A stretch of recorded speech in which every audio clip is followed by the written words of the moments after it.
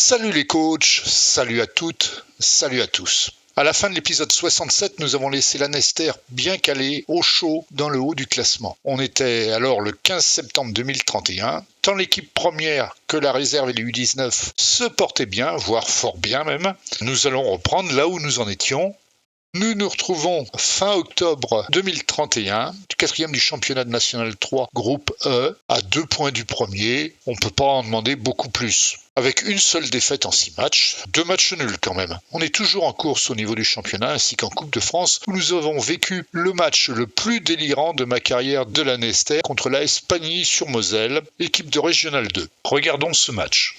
6e tour de la Coupe de France, voilà l'équipe préparée pour jouer ce match, résolument à l'offensive en intégrant plein de petits jeunes que l'on sait l'avenir du club. Pratiquement le plus vieux, ça va être Buisson, avec 22 ans. Romain à peu près pareil, 21 ans. Delaporte, 24 ans, c'est le vieux de la bande. Bécuve doit être plus jeune aussi, voilà, tout le reste est jeune. Vieira, 23 ans, 24, 23, 22, tout le reste c'est en dessous de 20 ans. Donc la jeunesse au pouvoir, dans les remplaçants c'est pareil, Meillet, 20 ans. Je vous parle pas de Le Busulier, de Twilep, de Parto Di Cromo qui fait sa première apparition en équipe première. Belaïd aussi, petit jeune, 16 ans, il fait des étincelles en U19 comme Parto Di Cromo, donc voilà. On va voir ce que ça donne avec cette équipe-là. C'est le premier tour qui rapporte des sous et on a besoin de sous, vous le savez, donc pas le choix, on n'a pas le droit de rater ce match et c'est dans ce sens-là que pour une des rares fois de la saison, ce match, on doit le gagner, c'est le discours de début.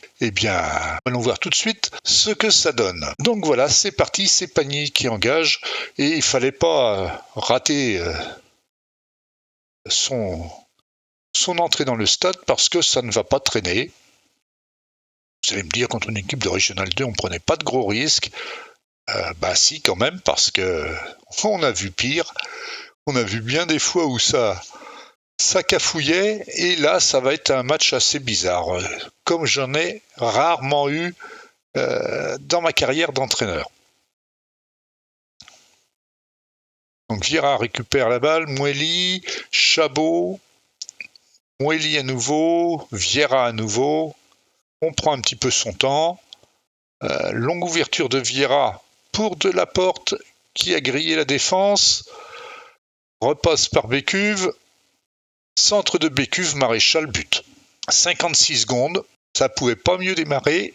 On joue à l'extérieur, vous voyez le nombre de supporters rouges derrière les buts, c'est quelque chose, on n'en a pas autant à la maison. Pagny ne reste pas les deux pieds dans le même sabot, mais on les contrôle parfaitement bien. Il n'y a rien à dire là-dessus. Lanester va faire un bon gros match, comme on voudrait que ce soit à chaque fois finalement. Corner tiré par Moussaoui.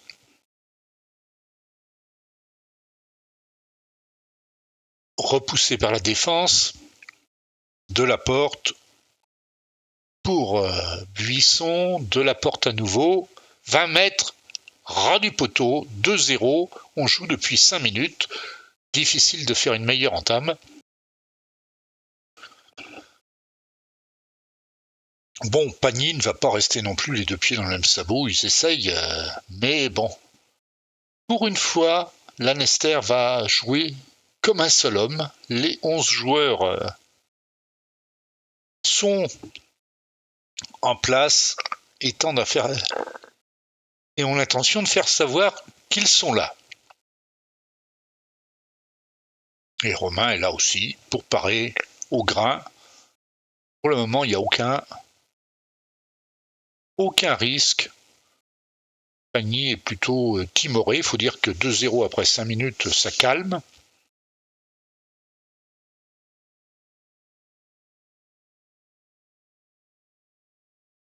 Et Lanester prend son temps, mais continue à presser et à pousser, à menacer et à tenter sa chance.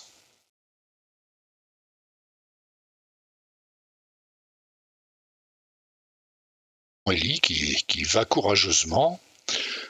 Delaporte, mais bon, c'est au-dessus.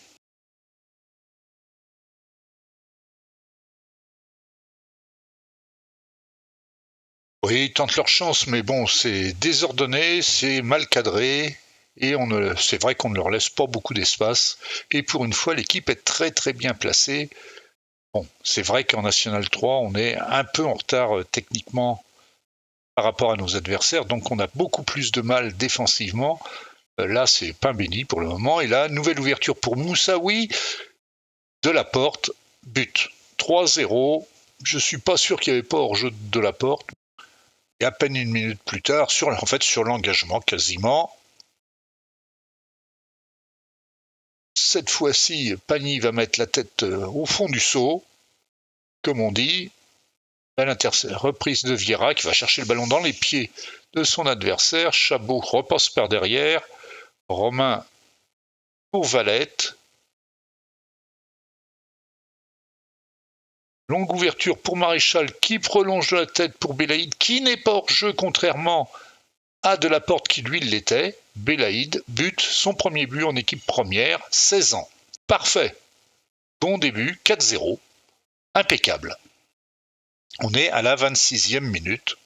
Et le match est normalement plié.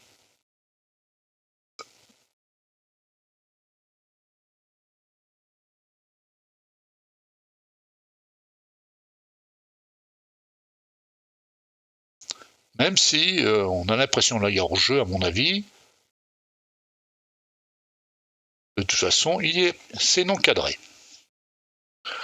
On approche tout doucement de la mi-temps. Pagny, on peut pas dire qu'ils essayent pas, mais c'est toujours pareil, c'est très, très en dessous du niveau affiché par la Nester.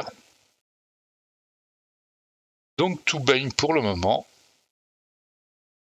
Et on se paye même le luxe d'aller gagner des ballons dans les pieds des adversaires, ce qu'on n'arrive pas vraiment à faire beaucoup en National 3. Mais bon, il y a un tel écart avec la National 3 que c'est déjà pas mal tout ce qu'on y fait.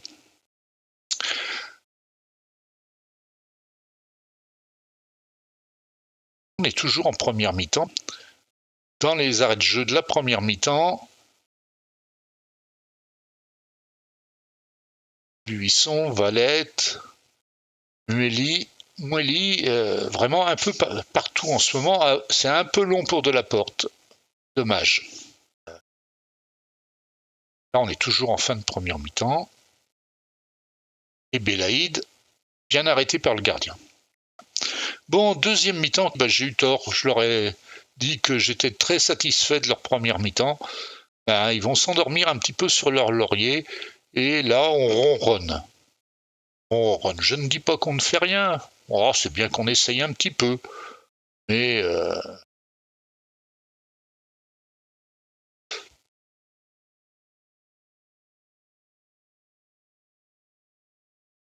bel arrêt à nouveau de Romain. Bon, Pagny essaye, on ne peut pas leur reprocher. Ils font ce qu'ils peuvent et c'est très bien comme ça.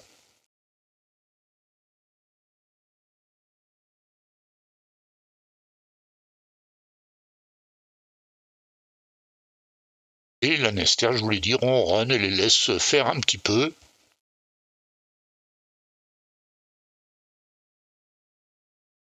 Même si quelques joueurs font l'effort de temps en temps de récupérer les ballons et d'essayer d'organiser le jeu.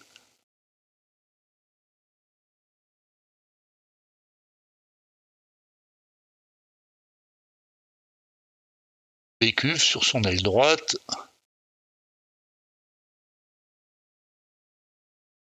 Il avait débuté. Belle balle pour Belaïd, malheureusement. Si, c'était cadré d'ailleurs. J'allais dire, c'est pas cadré. Si, c'était cadré. C'est le gardien qui la sort. Bécuve qui avait débuté le championnat, la saison, comme avant-centre. Finalement, en ailier, en milieu offensif droit, il a tout largement sa place. En fait, j'ai des joueurs multitâches, ils peuvent jouer tous à 2 ou 3 places, et ce n'est pas facile de trouver la meilleure composition en fonction de l'adversaire. La richesse de bien, quelquefois, ne simplifie pas la tâche du coach. Moussaoui, par exemple, qui joue de temps en temps en avant-centre, est milieu offensif gauche et remplit merveilleusement son rôle. Maréchal est là en milieu offensif central, alors que visiblement, sa meilleure place, c'est milieu défensif ou milieu récupérateur, mais lui, il veut pas. Donc, ça pose quelques problèmes, même si de temps en temps, je le fais jouer à cette place. Donc c'est vrai que je n'ai de soucis en fait qu'en défense. Ah, très belle ouverture pour Moussaoui qui sabote cette occasion. Donc on en reste à 4-0. En fait, on joue gentiment là. On s'applique même pas. Moussaoui pouvait avancer et frapper. Ça aurait fait probablement un 5-0 sans risque. Et on s'est remis à ronronner. On est presque à l'heure de jeu. On récupère bien quelques ballons, mais attends en fait que ça passe, quoi.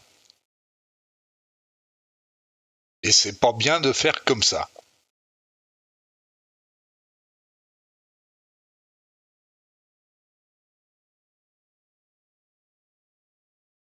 Même contre un adversaire un peu faible et timoré.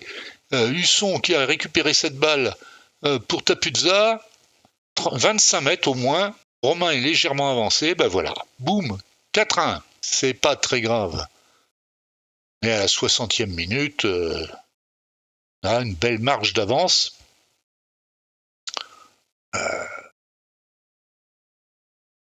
On a une belle marge d'avance, mais faut pas abuser. Et là, on prend un penalty encore ridicule, inutile. Je sais pas s'il y a faute, mais dans ce coin-là, il y avait vraiment aucun intérêt à faire faute. Et il faut bien le reconnaître, Romain est beaucoup moins efficace sur les pénaltys que la saison précédente. 4-2, le gardien de Pagny dégage. Ça atterrit sur Valette, Maria qui est rentrée en jeu, Belaïd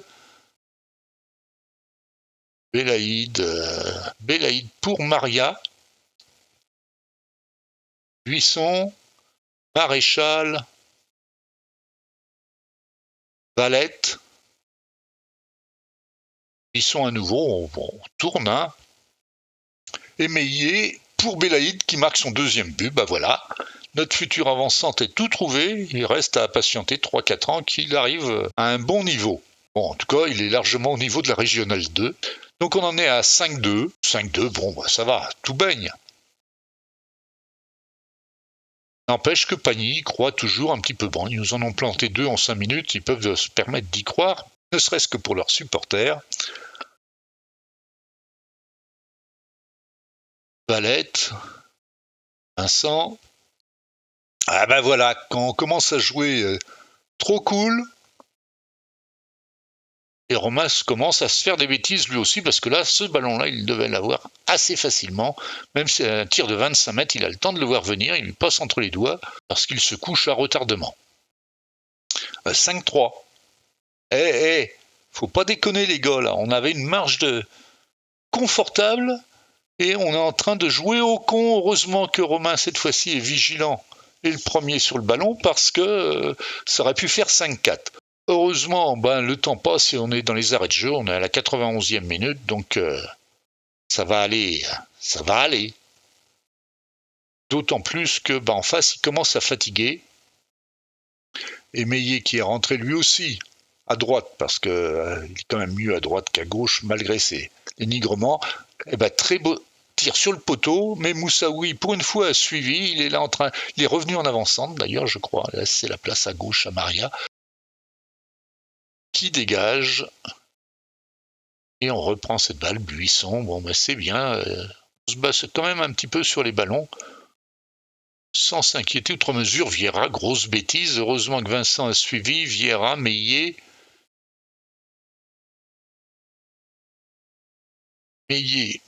pour Moussaoui, en relais pour Partout Chromo, le Busulier qui est rentré aussi, voilà, ouvre son pied gauche, ras du poteau, 7-3. C'est pas tous les jours qu'on met des scores comme ça, voilà, ça fait plaisir. Et ils auront les félicitations du jury, en tout cas les miennes, même si on a fini par se faire peur en se faisant remonter 4-2 puis 5-3.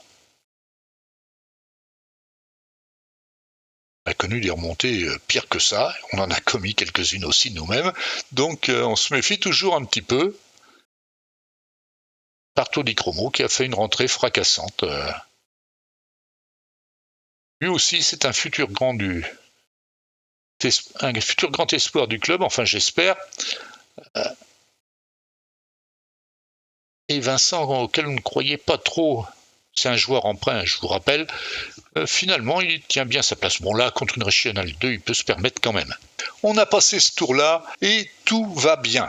Donc bon match, bonne victoire, un petit peu d'ordre dans les finances, c'est très bien. Et puis pendant ce temps-là, eh bien la Régionale 2, elle suit son petit bonhomme de chemin, elle caracole tranquillement en tête de la Régionale 2. Voilà, après 6 matchs, bon, il y a 7 points d'avance, mais un match d'avance. Donc tout à fait tranquille. De la même manière, les U19 qui ont eu un gros passage à vide avec un gros trou d'air, mais bon, Lorient, Nantes, c'est quand même pas du pipi de chat. Annecy, on a perdu 2-1 à l'extérieur, ça aurait pu tirer un match nul. Nouvelle défaite contre Nantes, mais 4-2 contre Nantes, c'est pas si mal que ça non plus. On passe 4-0 à Laval, c'est plus la tête du championnat comme les premiers matchs, mais on est quand même confortablement installé, assez loin des positions dangereuses. 6 points d'avance sur Pau, ça va pour le moment.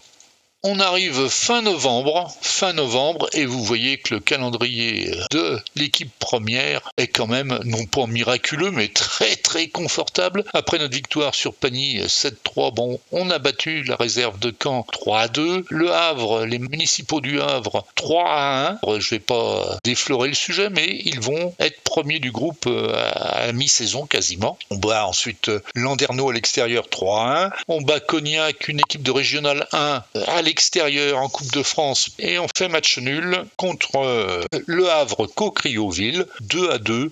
De mémoire, oui, on revient dans le match. À mon sens, on n'aurait jamais dû perdre ce match. Et à l'extérieur, certes, mais on mène 1-0, on concède 2 buts en 2 minutes, pratiquement en fin de match. Heureusement, Moussaoui nous sauve en toute fin de match.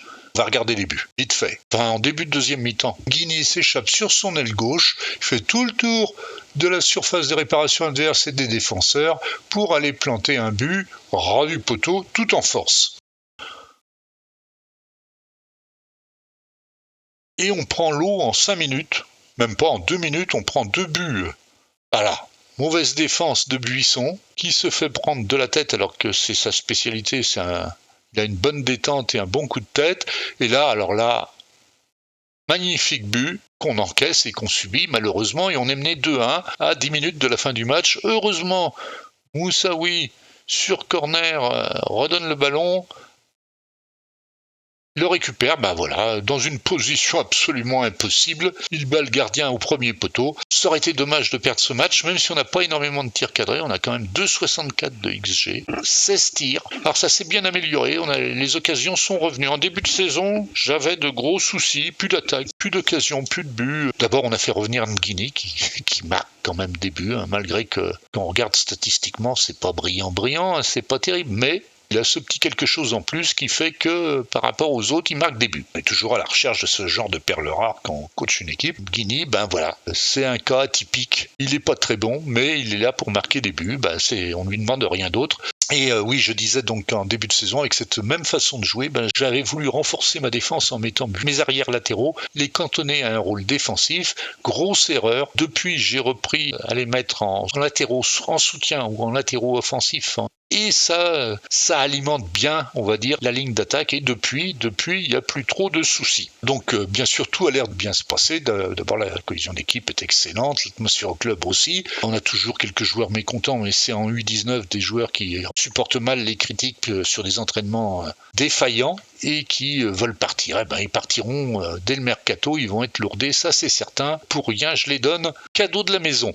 En attendant, chose assez étonnante, la hiérarchie change toutes les semaines. Ça monte, ça descend. Je pense que l'algorithme de Football Manager 2024 est pris en défaut. Je dois avoir des joueurs qui sont juste à la limite de passer leader d'équipe ou de passer joueur influent ou très influent. Et ça monte, ça descend, ça change sans arrêt avec des motifs assez rigolos du style il n'est plus considéré comme bon joueur au niveau mondial. Tu parles, on est en National 3 à la Nester, faut pas déconner non plus. Donc c'est juste que l'algorithme déconne. Un coup j'ai 2 ou 3 joueurs en leader d'équipe, un coup je n'en ai aucun comme aujourd'hui, d'autres j'en ai 2 ou 3 en joueurs influents et puis 6 ou 7 en très influents, puis la semaine d'après ça redescend, ça reprend une position assez rigolote. Arrive ensuite le match contre Vannes Olympic Club, qui nous ont battus en match amical pour l'ouverture de cette saison-ci. Mais je me méfiais, donc on a pris un positionnement un peu plus bas. Notre tactique habituelle assez offensive, mais avec Meillet et Mayout en ailier, non plus offensif, mais en milieu défensif ou milieu récupérateur en tout cas. Ce match, eh bien, ça vous est sûrement arrivé plein de fois. Ce genre de match où toutes les planètes sont alignées. Tout est parfait, tout marche pour l'adversaire, hein, pas pour vous. On le sait tout de suite, ce genre de choses. De la façon dont ça se passe, on le devine tout de suite comment ça va se finir et on finit par se dire le jeu m'en veut ou bien l'ordinateur ne veut pas que je gagne. Je suis sûr que ça vous est déjà arrivé plein de fois, comme à moi, non ? Bah là, c'est typique. On joue bien, mais on prend 2 buts quand même. Bon, allez tiens, on va aller voir le match. Donc voilà. Voilà, on est sur le match, temps breton typique, il pleut.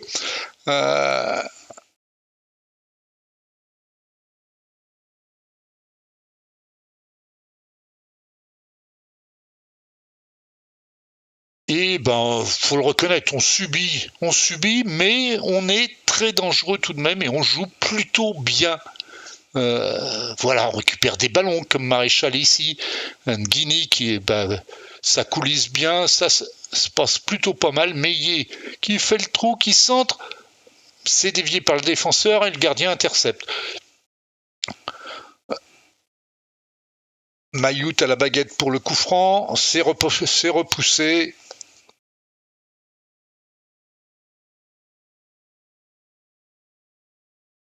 Et Vannes fait ce qu'il sait faire, c'est-à-dire qu'ils tentent crânement leur chance et ils sont de toute façon bien supérieurs à nous techniquement. Mais on est bien placé, tout se passe bien, on est sauvé par la barre là, faut reconnaître, on a eu un peu de chance sur ce coup-là.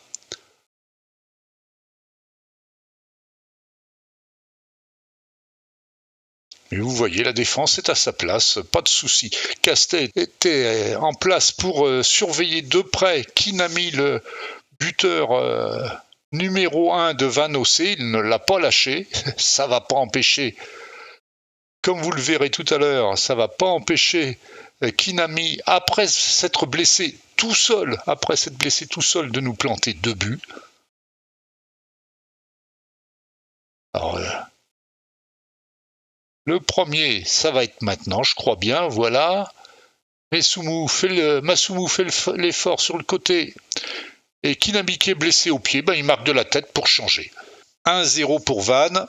Alors peut-être qu'on les presse pas d'assez près, mais bon, presser plus près, davantage une équipe qui est techniquement meilleure, c'est s'exposer gravement. Donc on se tient à distance quand même. Et là, on a l'impression que Vannes a tout le temps le ballon, mais c'est pas vrai. On a la possession sur ce match.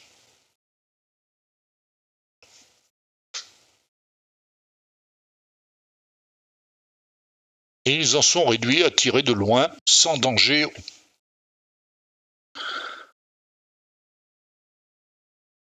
Hop, voilà, encore on se fait. Deuxième tir sur le poteau, faut reconnaître quand même que Vannes, tout va leur sourit dans ce match-là, mais ils ont joué beaucoup avec les poteaux. On va dire que nous, on n'a pas été heureux sur plein d'occasions. Maréchal fait l'effort et prend le ballon dans les pieds de l'adversaire. Belle ouverture pour Moussaoui. Et le gardien est à la parade. Et encore le gardien qui sauve. Je vous l'ai dit, on a été excessivement dangereux. On a été très bon. Mais ça suffit pas. Pour le moment, en tout cas.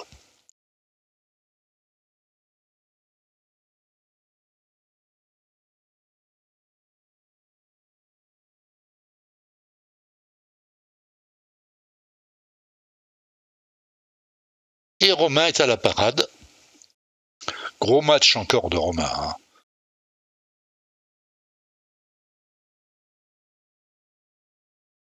Penalty, alors on ne sait même pas pourquoi.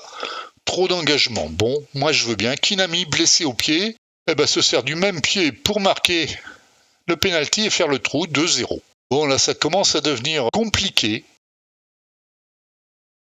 Alors, pourtant on a On se dit qu'on a notre chance, on est bon, on n'est pas mauvais du tout. Leur gardien s'est blessé en première mi-temps tout seul, ou sur un tir, en repoussant un tir, je crois. Et c'est le gardien remplaçant qui est dans les buts et il va tout sortir. À tel point que c'en est indécent. Voilà, encore une parade.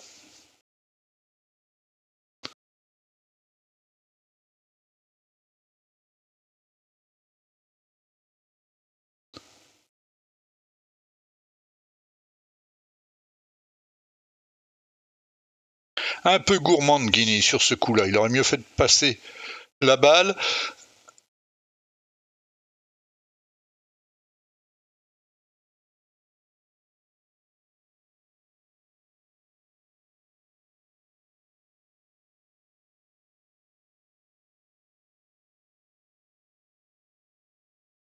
Poteau rentrant. Bon, 3-0, ça fait cher. Ça fait cher pour ce qu'on a fait en face, nous. Et bon, on peut pas demander non plus au poteau de les repousser à chaque fois. On en a déjà eu 2 qui nous ont sorti d'affaire. Bon, c'est notre tour de bénéficier d'un penalty. C'est le premier de la saison. On est au 10e match, je crois, et c'est notre premier penalty pour nous. Donc là, on peut pas dire qu'on a abusé de ça. Maréchal, plein centre, en force, aucun problème. 3-1, on revient dans le match, pas sûr, hein, c'est quand même difficile de remonter encore 2 buts, de remonter 3 buts en tout à Vannes, c'est mission impossible en principe.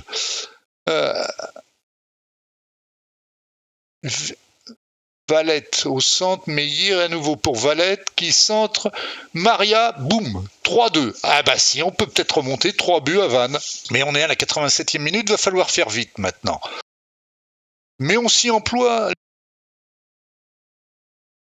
Lanester a crânement tenté sa chance et ça aurait très bien pu se terminer normalement. On est à la 95e minute, on joue les arrêts de jeu, Guinée est passé. Poteau gauche, poteau droit, et ça revient dans les mains du gardien de but. Vous n'allez pas me dire que le jeu m'en veut pas. Dur. Et comme vous pouvez le voir, 3,28 de XG contre 3,44, on est quand même pas si mal que ça. On a commis autant de fautes qu'eux, c'est nous qui avons les cartons jaunes, mais bon, passons. Hein. Je suis de mauvaise foi sur ça, je le sais bien. On a une possession légèrement supérieure, on a très bien joué, mais on perd 3-2. Ça fait qu'on se fait légèrement distancer. On est au 11e match, on n'est pas encore tout à fait à mi-parcours. On n'a que 2 points de retard sur Vannes. Le match nul n'aurait pas été volé et on serait devant eux. Quoi, finalement, ils auraient 20 points, on en aurait 22. Ça ferait pas plus mal. Bon, derrière ça, on a un match de Coupe de France à jouer le 8e tour contre les Golden Lions. C'est une équipe martiniquaise de mémoire chez nous. Alors, ça va être un match glorieux encore parce que Golden Lions, ben voilà, c'est une équipe de la Martinique. Donc, par conséquent, il y a 3 joueurs dans l'équipe. Ils sont tous extrêmement bons et les autres joueurs, c'est des joueurs grisés. Vous savez, avec les joueurs grisés, tout ce qu'on peut prédire, c'est qu'on ne sait pas ce qui va se passer. Parce que les joueurs qui sont grisés, à un certain niveau, ils ont tous des statistiques entre 7 et 9, jamais en dessous de 7, rarement au-dessus de 9. C'est les statistiques cachées qui font la différence. Ils ne sont pas souvent très très bons sur les attributs cachés. Et on espère quand même qu'on va passer. En fait, on n'a pas eu de grosses difficultés face au Golden Lion. 4-1. Donc tranquille, 4 tirs cadrés pour eux quand même, 1,56 de XG, ils marquent un but sur penalty, mais bon, on marque à la 16e, à la 28e, à la 55e et un autre but à la 90e pour faire bon poids, bonne mesure. On a une grosse possession de balle, on a 10 tirs cadrés, Maréchal a fait un excellent match, le Busulier aussi, Nguini marque encore. Quelle idée j'ai eu de l'envoyer en réserve en début de saison. C'était notre meilleur marqueur la saison précédente, et bien ça le redevient encore à nouveau. Donc très bon match, on va espérer passer le tour suivant. On tombe contre Séné en 32e de finale de Coupe de France chez eux. Alors Séné, ils sont dans notre groupe, on les a battus 3-2 chez nous. Match difficile, c'était un des premiers matchs de la saison. Ce serait bien quand même de gagner, on verra bien parce que financièrement, on est revenu un petit peu mieux.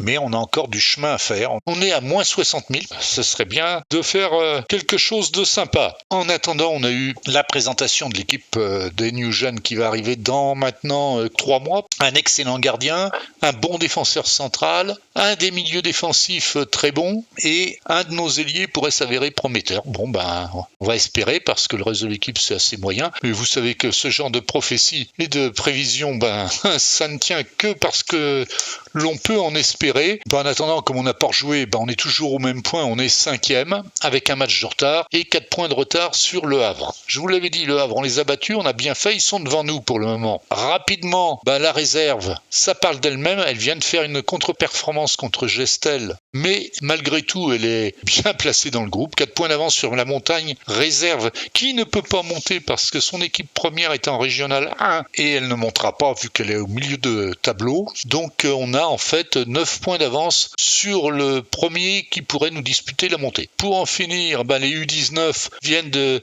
battre Cholet 4-1. Cholet son dernier, je crois, du groupe. Donc on est plutôt pas mal. 9e, c'est pas extraordinaire, mais on va pas gagner le national avant quelques années encore. Et on est passé au premier tour de la Coupe Gambardella.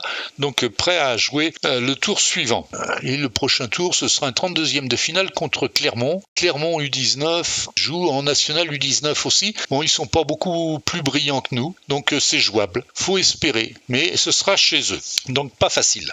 Bien, voilà. En attendant, la dynamique de groupe est bonne, très bonne. On a toujours 2 joueurs mécontents, mais ils vont pas tarder à nous lâcher puisqu'ils vont probablement partir au mercato.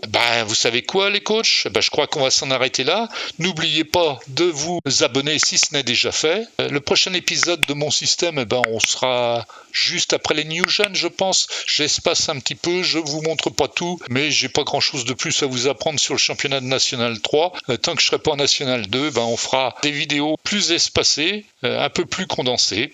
Voilà, un pouce en l'air aussi, n'oubliez pas, ce serait sympathique. Et puis quelques commentaires, n'hésitez pas à dire ce que vous pensez de continuer à jouer sur Football Manager 2024 par exemple. Vous êtes passé sur 2026 ?